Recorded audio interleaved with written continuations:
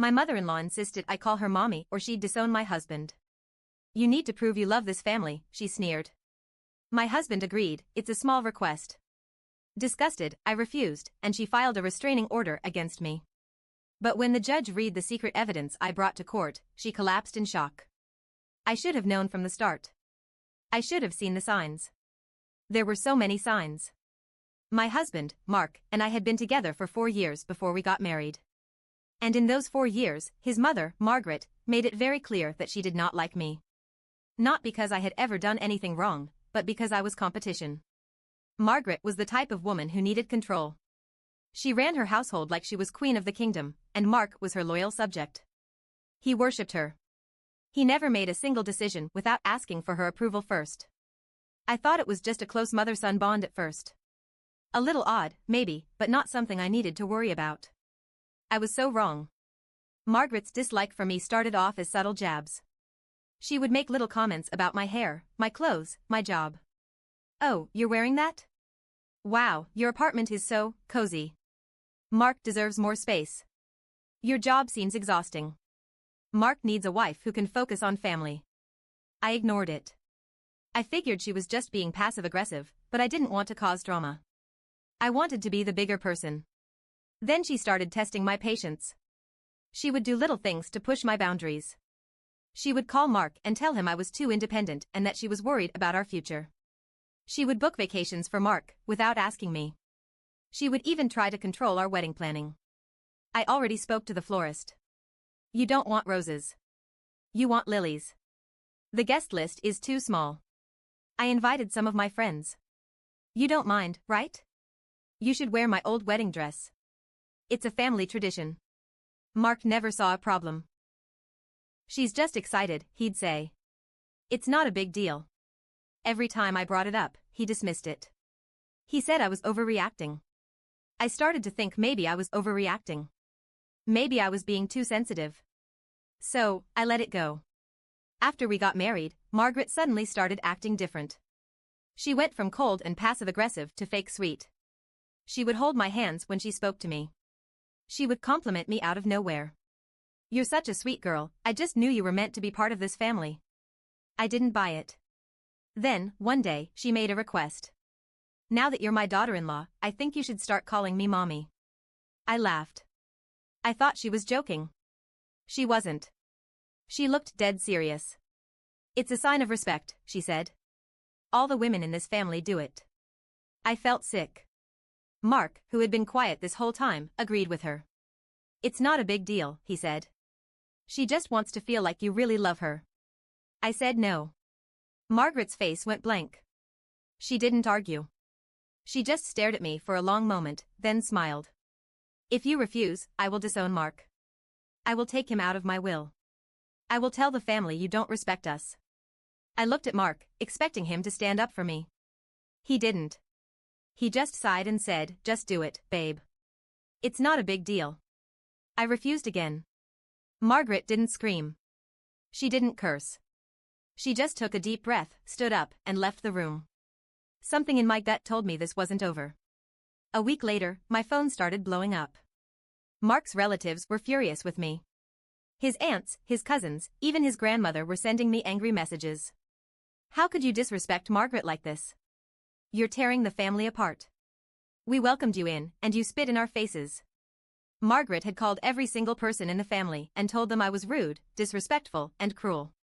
She said I refused to see her as family and that I was turning Mark against her. Some people believed her. Some didn't. But Mark? Mark took her side. You should apologize, he told me. She's really hurt. She was crying on the phone with me all night. I told him she was manipulating him. He refused to hear it. That's when I started to see it clearly. Margaret wasn't just trying to control Mark, she was trying to control me, too. And Mark? He was letting her. I was already exhausted from the family drama. I thought Margaret had done the worst she could do. I was wrong. One morning, I opened the door to find a police officer standing outside. I had been served. Margaret had filed a restraining order against me. In the report, she claimed I had screamed at her, thrown things at her, and even threatened her life. She said she was terrified of me. It was all lies. I called Mark in a panic. He didn't sound shocked. She just needs space, he said. You should have just called her mommy. That was it. That was the moment I knew. This man, my husband, was never going to choose me over her. And Margaret? She was willing to ruin my life just to get what she wanted. A restraining order would go on my record. It could affect my job, my future, everything. I wasn't going to let her win. I needed proof. Margaret had always been careful around me. But she wasn't careful around her own family. And I had one person on my side. Margaret's own sister, Aunt Diane. Diane had hated Margaret for years. She knew how manipulative she was. And she had receipts. She had text messages from Margaret bragging about how she was going to teach me a lesson. She had emails where Margaret detailed her entire plan to frame me. But the best part? Margaret had accidentally left a voicemail on Diane's phone. A voicemail where she admitted the whole thing. She laughed and said, "Don't worry, sis. It's not like she can prove it. And Mark's too stupid to question it." I finally had what I needed. Now, it was time for court. I walked into that courtroom with my head high, but my hands were shaking. I wasn't just fighting for my reputation, I was fighting for my future. Margaret was already seated, wearing a pale blue dress, her hands folded neatly in her lap. She had a perfectly rehearsed expression on her face, wide, teary eyes, the slight trembling of her lower lip. She was playing the victim. Mark sat beside her. He didn't even look at me. I took my seat, gripping my lawyer's arm so hard that my nails dug into his suit. The judge walked in. And the battle began. Margaret's lawyer spoke first. My client, a kind and loving mother, has been living in fear for months. She sniffled, dabbing at her dry eyes with a tissue. She welcomed her daughter-in-law with open arms, only to be met with hostility, aggression, and threats of violence. I could feel my blood boiling. The lawyer continued. She has suffered emotional distress, sleepless nights, and anxiety so severe that she has sought therapy. Margaret nodded weakly, as if she barely had the strength to sit up straight. Then the lawyer delivered the worst part. We have a witness to support these claims, her son, Mark. I froze. I knew Mark had taken her side, but I never thought he would testify against me. Mark took the stand. I watched him adjust his tie, his nervous habit. But then he straightened his back and lied through his teeth. I love my wife, he said. But I can't ignore what I saw. Saw? What the hell was he talking about? She's been struggling with anger issues, he said, his voice soft and concerned. I tried to help her, but she would lash out. She even threw a glass once. It shattered right near my mom's feet. I clenched my fists under the table. I had never done that. Margaret sat quietly, nodding like she was heartbroken but not surprised. I could feel my stomach twisting. This was worse than I thought. Then, Margaret's lawyer did something I wasn't expecting. He pulled out a printed document and handed it to the judge. Your Honor, these are text messages from the defendant to my client. I blinked. Text messages? The judge skimmed through them, then frowned. Miss, my last name, did you send these? I grabbed the papers and felt my heart drop. It was a conversation, one I had never had. Messages like, "You're ruining my marriage, you bitter old hag. If you don't stop interfering, you'll regret it. Mark is mine. Stay out of our lives or else." I felt like I couldn't breathe. Margaret had faked text messages. I looked at Mark, expecting to see hesitation in his face. Maybe guilt. There was none. He believed this. I could feel my lawyer tense beside me. He whispered, "Stay calm." But how was I supposed to stay calm when my own husband was helping frame me? The judge turned to me. Miss, my last name, do you have a response to these accusations? I swallowed. Then, I pulled out my own evidence. Your Honor, I said, my voice steady, I would like to submit a voicemail recording as evidence. Margaret stiffened. For the first time, she looked nervous. I glanced at Mark. He wasn't nervous at all. He looked annoyed, like I was just wasting everyone's time. But when my lawyer played the recording, the mood in the courtroom shifted. Margaret's own voice filled the room. Don't worry, sis. It's not like she can prove it. And Mark's too stupid to question it. Margaret went pale. The judge's eyes narrowed. Mark sat frozen, his mouth slightly open. But before anyone could speak, something even crazier happened. Margaret stood up abruptly. "This is ridiculous," she shouted. She wasn't crying anymore. She wasn't acting weak. She was furious. "You little brat," she hissed at me. "You've ruined everything." She turned on Mark. "You were supposed to be on my side." Mark flinched. The courtroom was silent. I watched the judge's face harden. This wasn't just a family fight anymore. Margaret had just exposed herself, and she knew it. For the first time, I saw doubt on Mark's face. He turned to his mother. "Mom, what are you doing?" Margaret realized her mistake. She tried to recover, forcing tears back into her voice. "Sweetheart, you know she's manipulating this, you lied to me?" Mark snapped. I had never heard him raise his voice at her before. Margaret looked at him, horrified. "I did this for you," she said. Mark turned to me. For the first time, his confidence was gone. "Did you really shut up?" I cut him off. I had no patience left. Mark opened his mouth, but before he could speak, Margaret collapsed into her seat, gasping for air. The courtroom exploded. Someone screamed. A guard rushed forward. Margaret clutched her chest, shaking. And as she struggled for breath, I realized something. She wasn't just acting this time. Her body was betraying her. And suddenly, this wasn't just about revenge anymore. It was life or death. Margaret clutched her chest, her fingers trembling. The judge signaled for a bailiff to step forward, but before anyone could do anything, Margaret gasped, I can't breathe." I sat frozen, watching as she collapsed forward onto the table.